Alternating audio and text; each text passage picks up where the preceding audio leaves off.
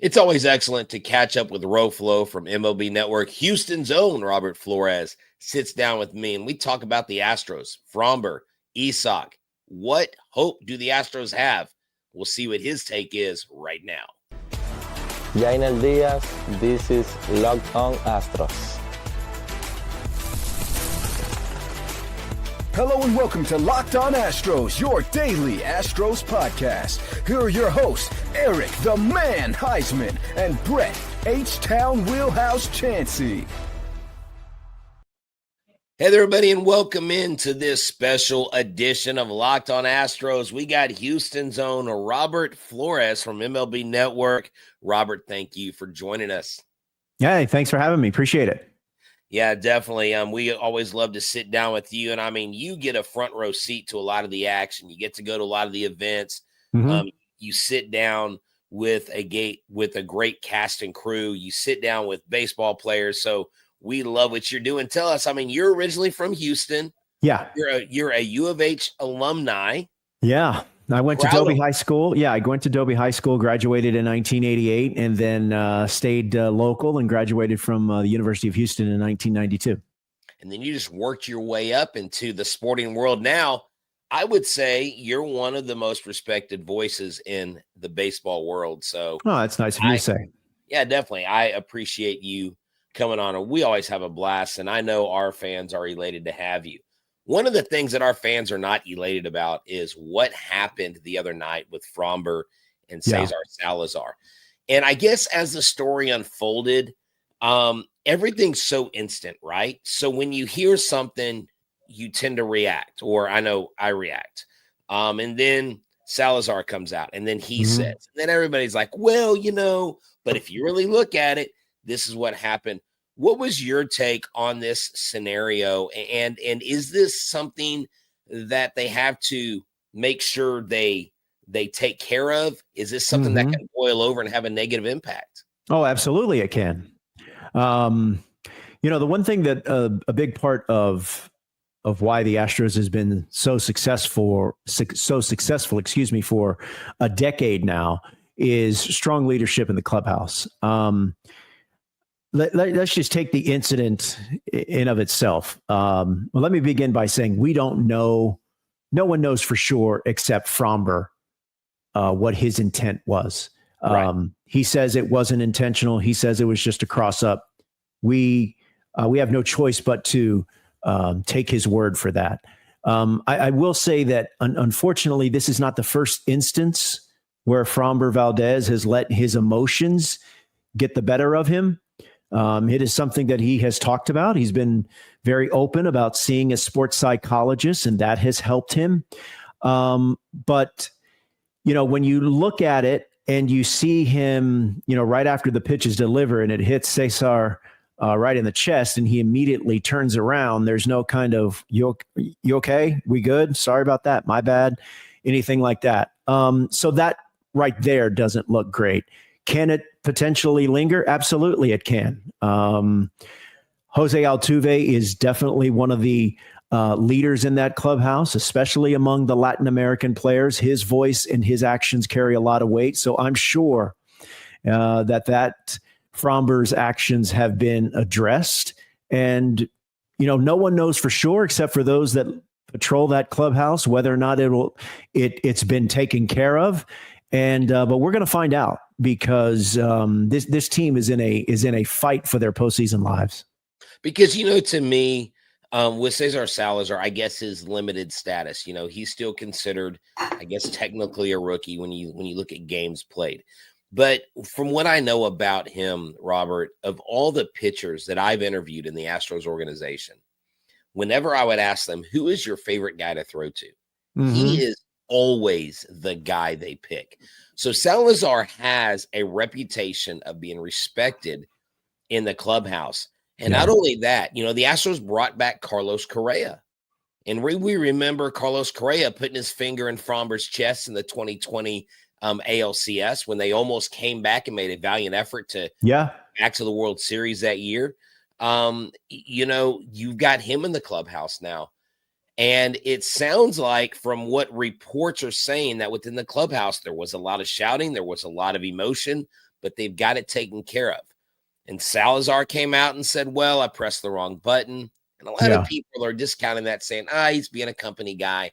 But honestly, Robert, if I'm your battery mate, and if you cross me up or you hit me on purpose, and I'm the lesser of the two when it comes to veteranship, I'm not going to come out and go, yeah, Robert really, really messed up on that one. I mean, you're not going to throw your guy under the bus. No, 100%, especially a guy that has, I believe he has 15 starts at the big league level behind the plate. Right. Now, one of those starts was with Framber Valdez, the start prior to earlier this week. And that start, Framber Valdez threw 7 scoreless innings. Exactly. Salazar. So I think Cesar was put in a very difficult position because of his status within the club, his status as a rookie, and also, look, if he were to come out and say, and again, we don't know for sure what happened. We can only go by what Framber told us. But if he were to say, yeah, he definitely threw at me and he tried to prove a point, what do you think that's going to do? It's going to make it worse. It's going to make it worse for him too. Unfortunately, that's just how the way of the world works. But I will say, the last thing I'll say about this is that, there's more than just 2 people that have pitch comms in that infield. It's not just Framber. It's not just Cesar that have pitch comms. It's Carlos Correa. It's Jeremy Pena. I believe Christian Walker also has one. And if you have MLB.tv, or maybe if you don't, you might be able to find it. If you look at the high home angle of that before the pitch, you'll see Correa and Pena take a little step to their right, indicating that they're expecting something off speed. Okay. So, it's just, again, we can only go by what Framber said, and hopefully they've put it behind them because it's the last thing that they need. Yeah, no, it is. This team, and you and I were talking off air, prepping for the show about the hurdles that this team has. And, Robert, you've talked with us many times, and you've talked with us through the highest of highs, really, with this club. And so we've kind of had you on through, a little bit before 22 and into 23, and that just horrible, awful run. Well, that great run, but the way it ended. And then last year, the ALDS exit, that was just abysmal showing by the Astros, but they just, at that point, they weren't the team that was going to compete for a title. And you come into this year and you have someone like Isaac Paredes.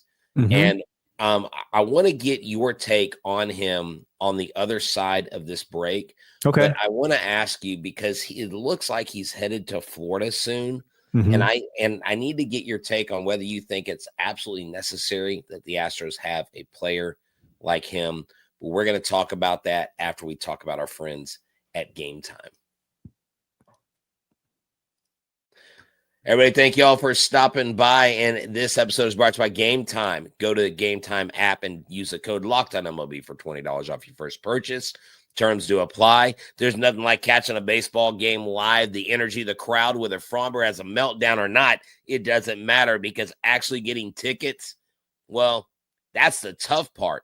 The easy part is paying. Why? Because you know what you're paying, and you don't want the fun taken out of that. And so you go to Game Time. You use the Game Time guarantee. It's 100% authentic tickets delivered on time with the best prices. All fees are included. You see the price you pay. And I can tell you, I love the zone deals. I pick the section, Game Time picks the seats, and I save big. Honestly, it's faster, cheaper, and less stressful than any other way that I've bought tickets. Myself and Eric have bought tickets for concerts, for Astros games, and so much more. Download the Game Time app, create an account, and use the code LOCKEDONMLB for $20 off your first purchase. Terms do apply. Again, that's promo code LOCKED ONMLB for $20 off. Swipe, tap, ticket, go, download. Game time today. All right, welcome back in. We are here with Houston's own Robert Flores, a fan favorite, a show host favorite. Eric and I love when you come on. And Eric said, tell Roflo that I couldn't make it. I'm in class. He's still in school. He's actually changed careers, Robert. Good for him. He's now working an internship for a big oil company. He's doing like safety inspection stuff. Oh, that's great. He's had to go with the stash. So he would make it on the Yankees, but he had to get rid of the rest of the beard. But yeah, so he said to tell you hello, man. Well, I appreciate that. And please give him my best wishes. So talking about Isaac Paredes, when this guy left, it was a huge blow because he was their home run leader. He was their RBI leader. And as you and I talked before, and you mentioned to me, he was the guy that actually took pitches. Yes. So how important would it be to get Isaac Paredes back, even if it causes somewhat of a conundrum with the infield and how stacked it is now? Yeah, that's a great point. Look, if you can, if Isaac is healthy, they're going to find a way to make it work because his bat is really good. And as you said, he's got a unique skill set, especially in this lineup. The Astros are in a very aggressive team offensively. Isaac Paredes will grind an AB, and he will grind. He will take pitches. He will battle. And I think that's a quality that is lacking in this lineup at some points. So, but then the interesting point is, where do you play him? Is it, he's obviously dealing with a hamstring, opted not to have surgery, instead going with the rehab. Do you put him at DH? And if you put him at DH, what does that mean for Jordan? What does that mean for Jose Altuve? Do you move him to third? But then what happens to Correa? Do you play him at first? But Christian Walker is starting to kind of find his rhythm finally. So I think it's a good problem to have, quote unquote, but it's still a problem. This really doesn't compare, but I kind of feel it this way since I do coach 7th grade B team volleyball at my school. Oh, there you go. And you get those players. I've got 12 solid players this year, but I've got about 3 or 4 that can all play the same position. Yeah. And I've got a lot of servers. So I'm like, well, if I have her in, then I can't have her in serving. And it's you have this jumbled mess. Now, I know that's a little bit of a ridiculous comparison, but the Astros haven't had this many. Usually it's the outfielders they have this plethora of, right? And just the infield. I mean, you've got Mr. Ramon Urias. He's a valuable piece. I mean, this is a team. When I look at it on paper, Robert, tells me that they've got potential to do big things. Even they brought in Jesus Sanchez. But here's my question, though. This team, they've not been an offensive juggernaut. No. They've scored 3 runs or less in far too many games. But they've got a crazy good record when they score 4 or more. They've got actually one of the best records in 1-run games. It's just one of those years where they will get 13 hits, but only put up 3 runs. Yes. Look, I know as of Sunday, I was watching the broadcast when they for the Angels game. We either may have been Sunday. I can't remember if it was Sunday or Monday. And Carlos Correa had an RBI with a runner in scoring position. And the stat that Todd Callis said was that with that hit, the Astros are now 5 for 45 with runners in scoring position during this homestand. And look, we've seen this team have problems at home, although they've been better for the most part this year. We've seen them have problems hitting at home. I don't know why they continue why that continues to flare up, but Look, here's how you win in the postseason, at least recently. First of all, it's tournament baseball. And I'm sure you've got a bunch of travel coaches or parents or players or people that listen that used to play travel ball and play in these tournaments. And that's what it is. It's tournament baseball. Who can strike out their opponents more and who can hit more home runs than their opponent and who can come up with a big hit with men on base at the clutch moments. That's what it comes down to. And right now, the Astros, for me, don't have enough swing and miss in their bullpen. They have really had a rough patch coming through with men in scoring position. Their starting pitching right now worries me.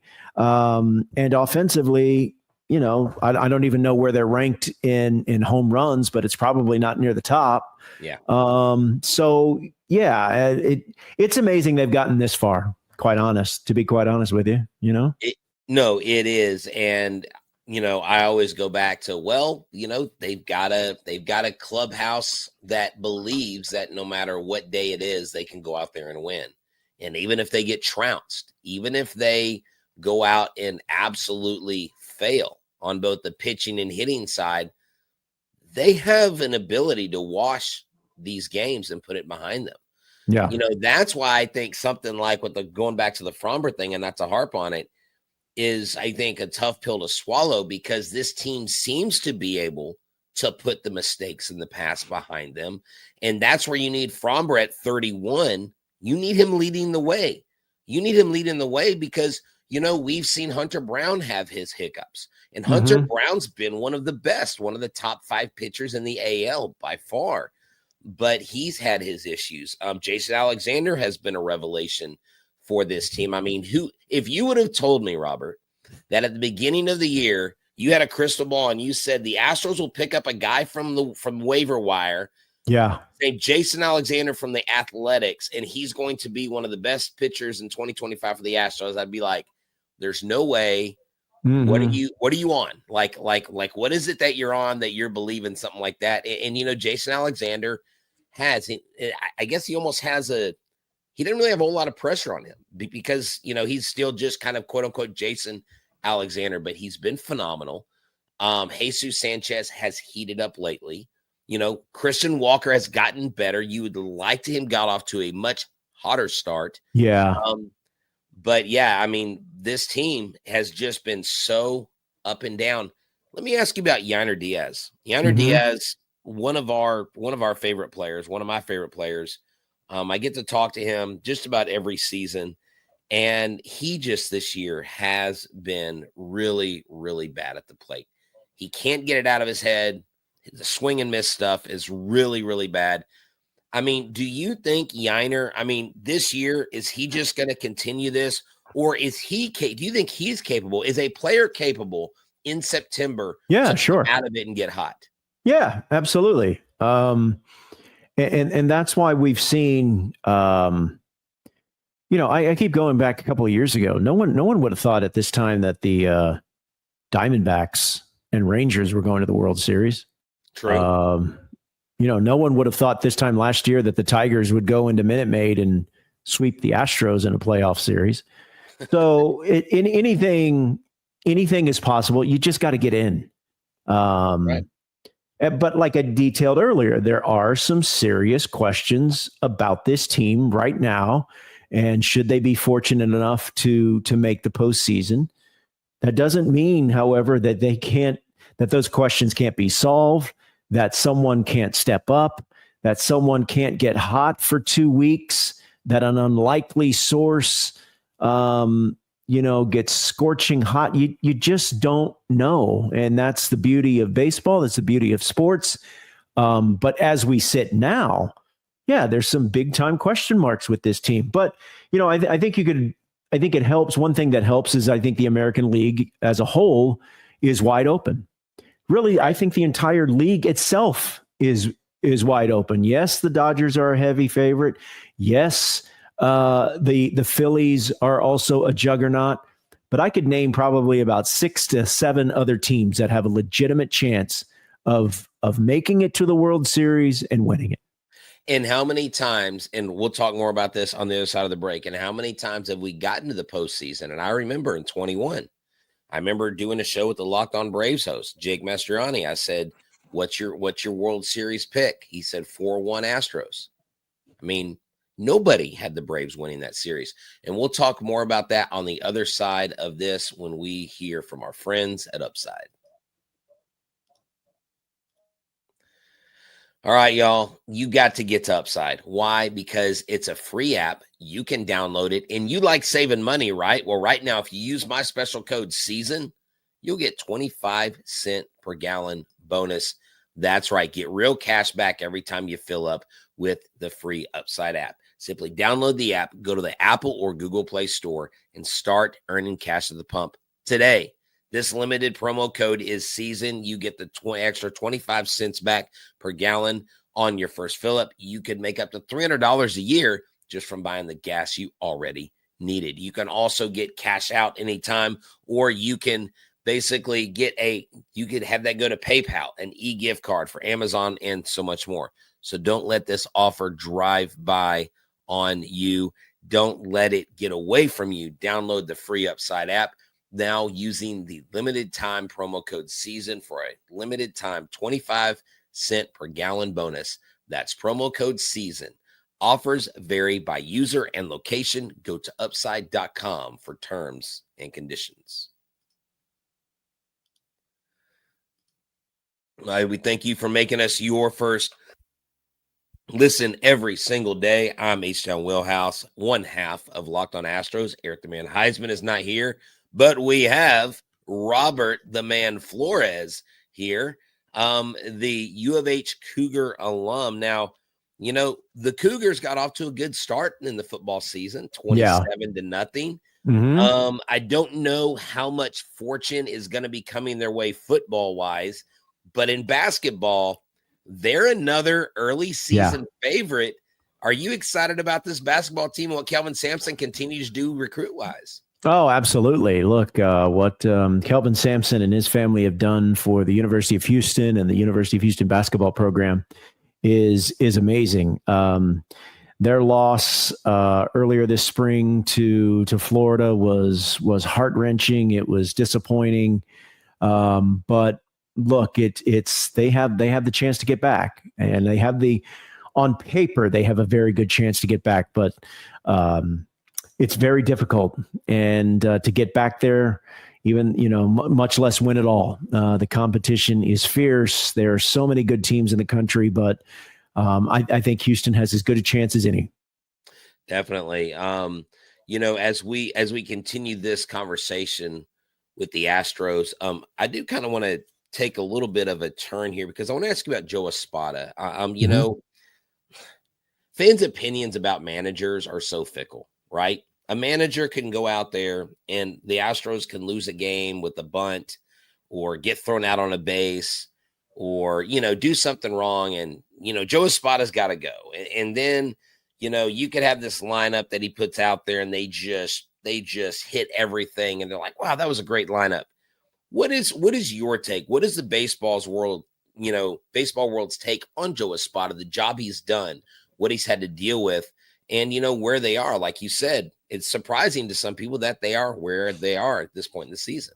Well, I think that I know for a good portion of the season, he was probably considered, if not the front runner, then among the front runners for manager of the year in the American League. He has faced, it has been a challenging year for him when you consider all the injuries that they've had to endure. But a credit to him and his coaching staff and to Dana Brown and his staff, they've been able to keep things afloat. I know basically since that sweep of the Dodgers in Los Angeles right before the All-Star break, they've been an under 500 team. Yes. I think that it's a little bit to be expected just considering all the injuries that they've had to deal with. But I think that he's done an amazing job. And I thought he did a very good job last year too, under very difficult circumstances, considering how this team started out back in 2024. But the one thing that I admire about him is he keeps it's even keel, man. It win or lose. We've got to get better. We've got things to improve on. I feel confident in our guys, and we'll be okay. And I think the players respond to that. No, yeah, I do too. You have in the clubhouse also, you mentioned injuries, Josh Hader going down. That was a huge blow. And there's some great statisticians on X. I mean, I don't know where some of these people, oh, look, I just actually pulled up a MLB network clip of you and the guys talking about Framber Valdez. Mm-hmm. But there was a statistic that talked about like win probability added, and Josh Hader's still like top 10 in the league, and he's not even in there right now. And I mean, that's a huge loss. Paredes is coming back. We did get Luis Garcia back, but talk about how important it is to have guys like Luis Garcia coming back and pitching well. Lance McCullers accepting a spot in the bullpen. Brian McTaggart came out with an article on Wednesday talking about how he will continue a role in the bullpen. How important is that for those guys coming in to contribute where they are? Well, very important. Luis Garcia looked really good. Christian Javier, save for the start where he left early because he wasn't feeling well, especially his last start. He was excellent. 6 no-hit innings. It's huge. It really is. You can never have enough arms, especially this time of year. Spencer Arrighetti going on the injured list really, really stinks. Really stinks in light of all the injuries they've already endured. But I think it's the injury to Josh Hader. Now, I know as of now, there's a hope that he can return for the postseason, and he's only going to be used 1 inning at a time. The issue is it's not that Brian Abreu can't close, because he can. He's one of the best relievers in the game. I believe he's among the league leader, if not the leader, for most strikeouts by a reliever. But it's the bridge to get to Abreu. Who is pitching that 6th, that 7th, and that 8th? And now there's guys that haven't been used to those high leverage spots now getting thrust in there. I'm thinking of Caleb Ork. Caleb Ork definitely, comes to mind. He's got big time stuff, but he hasn't always been thrust into those high leverage moments. And on the postseason, it doesn't get any more high leverage than that. Every pitch is high drama. So do you think, and I know people try to discredit it when I mention it, but I mean, Craig Kimbrell is a veteran. Mm-hmm. Craig Kimbrell is a smart pitcher. I mean, he's at the point in his career where he's not going to try to outgas you. He's going to try to outthink you. He's going to play chess, not checkers. He could be a huge contribution where they didn't expect him to be. And Brian King lately has been a lot better. He's inherited runners and he doesn't allow them home. It's guys like that I think will have to step up to the plate and be those bridges. Yeah. And look, I think while, there's certain guys that are working their way back, Garcia, Javier, Arrighetti before he went down. That's why I think Lance McCullers can still play a role. He can be that piggyback starter, if you will, for one of those guys who are still working their way back. I thought Christian, look, if Christian Javier is going to continue to pitch like he did the last time out, that's a game changer. Because then you have, assuming Framber gets right, and there's, who knows? Sometimes who knows with him, right? Right. But if you can count on Hunter Brown, some form or version of a good Framber Valdez, Christian Javier, that's 3 quality arms, and then you're just trying to figure out the rest. Right. Because remember, once you get to the postseason, for that first round, you only need 3. You only need 3 arms. And if you can maneuver the off days, maybe you really only need 3.5 arms, if you will, for the next round. So still a lot of baseball left, but there's still a lot of intrigue with this team. And Mike Stanton and I, when we do our Back to the Bullpen podcast, talks about how he doesn't have, Jason Alexander being a part of the playoff rotation.